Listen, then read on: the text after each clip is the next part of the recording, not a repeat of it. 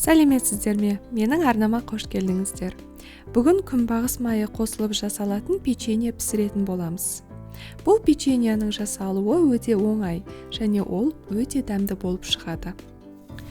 Алдымен ыдысқа қант пен жұмыртқаны салып, миксермен 3-4 минуттай жақсылап ағарғанша араластырамыз. Миксерді тоқтатып, күнбағыс майын қосып, тағы да араластырамыз.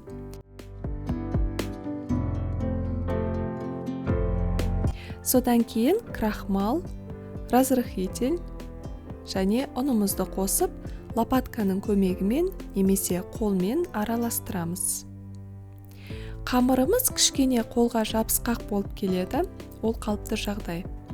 Қолға жабыспас үшін қолбақ пайдалансаңыздар болады.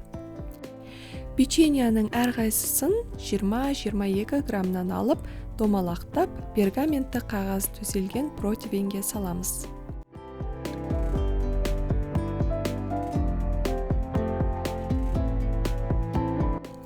Алдын ала қыздырылған пеште 180 градуста 15 минуттай сәл қызарғанша пісіреміз.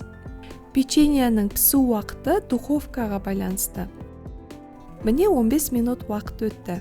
Печеньеміз дайын. Иісі мұрын жарады. Ортасы жақсы піскен. Дайындап көрсеңіздер болады. Сіздерге ұнайды деген үміттемін. Егер сізге рецепт ұнаса, астына өз пікірлеріңізбен бөлісе кетіңіздер, арнама жазылуды ұмытпаңыздар. Сау болыңыздар.